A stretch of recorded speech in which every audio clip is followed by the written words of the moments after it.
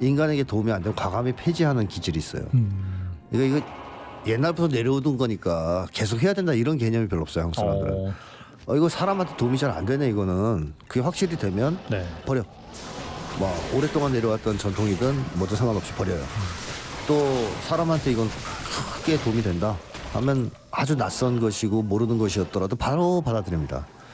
과거에 조선시대 때 한국은 천주교가 자발적으로 수용된 나라로 유명하죠. 다른 나라들은 전파하려고 신부들이 가서 고생 많이 했습니다. 외국 신부들이. 네. 그래서 사실상 그 신부들의 엄청난 노력에 의해서 겨우 전파되기 시작했어요. 많이 죽고. 근데 한국은 신부들이 와서 별로 애를 안 썼어요. 자발적 전파가 됐는데 그 이유가 뭐냐면 한국 사람들이 그 당시에 신무제 사회에서 살았지 않습니까? 뭐 양반, 평민, 천민 그렇죠. 이렇게. 네. 근데 이 기독교 사상, 천주교 사상을 보니까 만민평등인 거예요. 그렇죠. 이거는 도움이 된다고 본 거죠. 인간한테. 그러니까 하느님이 좋고 나쁘고 떠나서 사람한테 도움이 된다고 본 거예요. 그러니까 자발적 수용을 해버려요.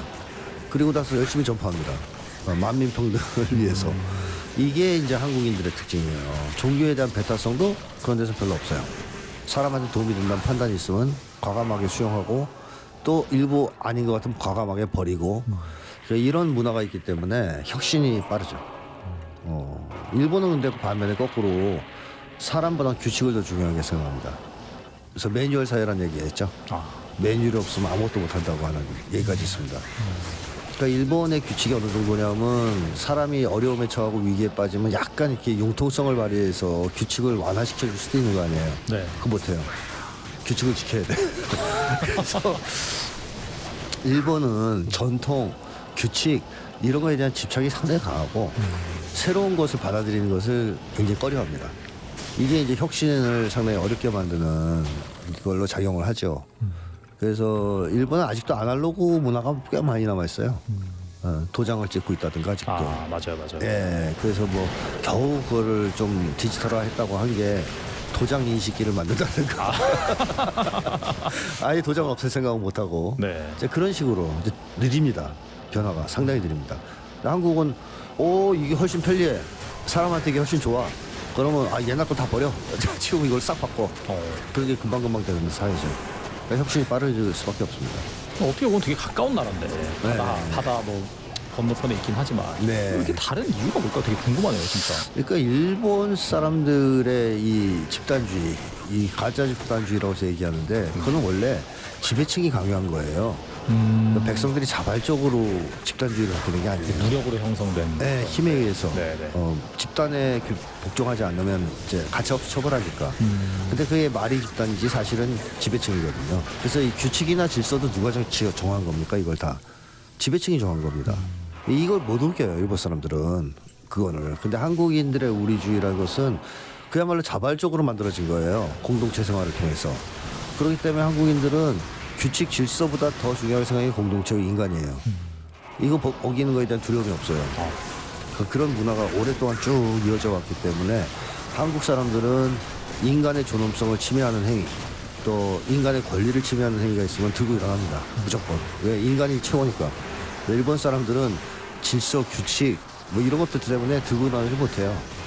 그래서 유명한 그 TV 회사에서 성상납 사건 같은 것도 있었어요. 맞아요. 최근에 있었죠. 조직적으로. 근데 그거 저항을 못합니다, 잘. 한국 같으면 얄짤없죠. 그런 규칙이 중요합니까? 한국에서는 그런 규칙 다 무시하고 인간에 대해서 그런 짓을 했어? 바로 들고 일어나죠. 일본 사람들은 그런데 좀 취약한 장면이 있습니다. 이제 자발적으로 생겨난 우리주의, 집단주의랑 일본은 무력에 의해서 발생된 집단주의라고 하긴 가짜 집단주의고 사실 전체주의라고 하기 맞아요. 그러니까 내면에서 일본 사람들은 다 개인주의자거든요. 한국 사람들이야말로 진짜 우리주의자고. 저도 일본 가봤는데 다 혼자 와서 앉아 있어요. 뭐 카페나 이런 데 가면 많아봤자 2명. 진짜 맞습니다. 3-4명은 보지를 못했어요. 그래. 심지어 게임도 일본 친구들은 혼자 하는 게임을 합니다. 집에서. 네. 콘솔 게임이라고 그러나? 혼자서 하는 거. 네, 맞아요. 그걸 해요. 한국은 게임도 모여서 온라인에서 뭉쳐서 하는 게임을 합니다. 그러니까 한국 사람들은 혼자 하는 걸 싫어해요. 기본적으로. 밥도 같이 먹으려고 그러고 게임도 같이 하고 싶어하고 오늘날 가장 개인주의적이라고 일컬어지는 MZ세대까지 그렇게 차이가 나요. 일본하고. 이것은 이제 역사와 문화가 많이 다르기 때문이겠죠. 그래서 많은 전문가들은 일본 사람들 좀 깊이 들여다보면 진짜 개인주의자다. 미국인들하고 다를 바 없다.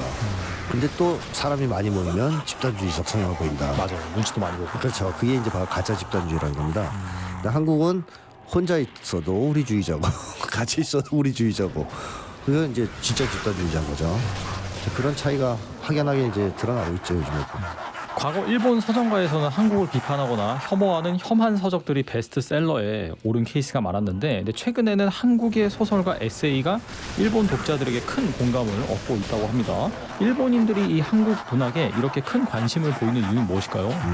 우선 뭐 한국의 이미지가 많이 개선되었기 때문이긴 하겠죠. 그러나 한국 문학이 가지는 저력도 전 영향을 미쳤을 거라고 봅니다. 한국 문화 전반이라고도 할 수 있습니다. 문학을 포함하는. 한국의 이 문학이나 문화는 현실주의적 성향이 굉장히 강해요. 그러니까 한국 사람들은 이 현실을 회피하지 않습니다. 직면해서 뭐랄까요? 들이받는다랄까요? 막 돌파한다랄까요? 그런 기질이 있어요. 옛날부터. 뭐 조선시대 때도 백성들이 가장 좋아했던 건 탈춤 같은 건데 탈춤 보면은 양반 엄청 까거든요. 풍자 장난 아니죠. 네, 장난 아닙니다. 네. 진짜 보고 양반들이 거기서 보다 보면 막 얼굴 빨개질 만한 식으로 지배층을 신랄하게 비판하죠. 근데 그거를 양반들이 허용을 해요. 왜냐면 그거 저 허용 안 하면 또 일어날 테니까. 밀란이 일어날 테니까. 네네. 그 정도로 현실에 계속 발을 붙여놓고 현실 얘기를 하는 게 있어요. 춘향전조차 현실 비판적이잖아요. 내용을 들여다보면 네. 홍길동 정도 마찬가지죠. 네. 굉장히 현실적이죠. 그래서 그 전통이 지금까지 이어지고 있어가지고 한강 작가의 노벨상 수상도 사실 한강 작가가 현실을 피해서 뜬구름 잡는 얘기해서 상탄 거 아니지 않습니까? 광주 5.18을 정면으로 다뤘지 않습니까? 그래서 상을 탄 거고 오징어 게임도 저는 신자유주의의 문제점을 아주 직설적으로 풍자했다고 봅니다. 그러니까 한국의 드라마, 영화, 문학 작품이 다 그래요. 현실에 발을 붙이고 있어요. 그래서 일본 사람들이 보면 그런 얘기를 한다래요. 어떻게 너희는 그렇게 민감한 역사적 주제, 사회 이슈를 그냥 막 다루냐. 드라마 같은 데서 소설에서 쓰고. 네. 그거 겁나지 않냐? 눈치 안 보이냐? 근데 일본 사람들은 그런 거 저런 거 다 피해서 글을 쓰고 막 그런단 말이에요. 그런 사실을 감추려고 하잖아요. 항상. 그렇죠. 그래서 일본의 영화나 드라마 문학을 보면은 일본의 아주 민감한 사회 문제 또는 역사적인 사건 이런 걸 정면으로 들이받는 게 별로 없어요. 자, 이게 피해갑니다. 근데 한국은 그렇지 않습니다. 그걸 그때 정면으로 들이받는 게 상당히 많죠. 이것 자체가 일본인들한테는 굉장히 좀 강하게 충격을 줄 수 있다, 인상을 줄 수가 있다라는 생각이 들고, 근데 또 하나 이제 한국이 솔직하단 말이에요. 감정 표현 같은 게. 네. 그러니까 일본 영화나 드라마 보다가 한국 영화 드라마 보면 에너지가 막 느껴져요. 또 거꾸로 네. 우리나라 영화나 드라마 보고 또 소설 보다가 일본 거 보면 우울해져요. 이 저조해져요. 왜냐 감정 표현이 상당히 억제돼 있기 때문에 일본 드라마나 이런 거는 에너지감이 거의 없습니다. 저는 그래서 잘 안 보거든요. 보고 나면 기분이 다운돼가지고. 근데 한국 거는 보면 기분이 좀 업되는 경향이 있죠. 감정 표현 같은 게 굉장히 과감하고 솔직하고. 김치로 막 싸대기 때리고. 거의 맞습니다. 막 땅에 올려붙이고 물 끼얹고 막 좀 과하게 표현되는 데가 있지만 그래서 외국 사람들이 그 일본 사람도 그렇고 서양 사람들도 한국의 문학 작품이나 이런 걸 평가할 때 감정선이 잘 살아있다. 그리고 그 감정선의 교차가 굉장히 훌륭하다. 근데 그게 다른 나라에서 잘 안 느껴지는 거거든요. 근데 재밌잖아요, 솔직히. 기사다기 때리는 게. 아주 감정선이라고 말씀하셨는데 우리는 그런 감정이라든지 그런 것도 표현하는 단어가 무궁무진하잖아요. 그럼요. 무궁무진하죠. 그만큼 감정을 중시했다는 얘기죠. 그래서 이런 점도 외국인들한테는 상당히 이제 매력적으로 다가올 수 있고요. 일본인한테는. 또 하나는 외국인들이 공통적으로 평가하는 게 우리주의입니다. 그 사람들은 이제 가족주의라고 생각하고 그렇게 표현하지만 네네. 사실 내용을 들어보면 다 우리주의예요. 외국의 드라마나 이런 것들은 끝이 대체로 개인의 평안으로 끝나는 경우가 참 많습니다. 뭐 일확천금을 벌어서 해변에 누워서 이렇게 술 마시는 장면으로 끝난다든가 또는 뭐 고난을 겪어서 개인이 결국 성공을 하고 평화롭게 이제 뭐 쉬는 장면이 나온다든가 이런 식의 마무리가 많거든요. 근데 한국의 영화나 드라마 문학 작품을 보면 고조되면서 결국에는 우리화되는 걸로 끝나는 게 대부분이에요. 그래서 외국인들이 볼 때는 이제 가족주의처럼 생각하지만 사실은 우리주의죠. 근데 그 메시지가 굉장히 좋다고 평가받고 있습니다. 외국 사람들이.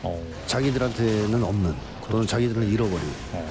그러니까 사실 뭐 고난을 다 겪고선 혼자 이제 안심하고 살 수 있게 됐다. 이거는 큰 가치는 없잖아요. 그냥 개인적으로 편안해진 것뿐이니까. 네. 근데 한국은 끝에 가면은 공동체가 형성되거나 사람들이 관계가 더 좋아지거나 그래서 더 높은 어떤 미래를 향해서 나아가는 이런 식으로 마무리되는 경우가 많거든요. 또는 세대 간의 화해를 하거나 이게 이제 훨씬 에너지감이 있고 사람들이 볼 때는 고무적으로 느껴지겠죠. 그런 점도 외국인들에겐 상당한 어필, 매력으로 다가갈 수가 있습니다. 그 다음에 이제 한국인들이 가지고 있는 도덕성, 낙천성 이런 것도 한국 문화에는 잘 표현되어 있는데 이것들도 외국인이 보면 상당히 매력적인 거예요. 한국 영화나 드라마 보면 웃음이 있어요. 아, 해학이 있고 그 다음에 낙천이 있습니다. 진짜 어려운 것 같은데 저것들이 그 와중에 웃고 막 잘 재밌게 지낸단 말이에요. 심지어 기생충 같은 영화도 보면은 정말 저참하게 살고 있잖아요. 지하방에서. 네, 네. 근데 그저 가족들 오손도손 잘 놀잖아요. 그렇죠. 농담 던져가면서 네. 유머도 있고 외국인들이 볼 때는 진짜 웃기지만 또 한편 부럽죠. 한국인들은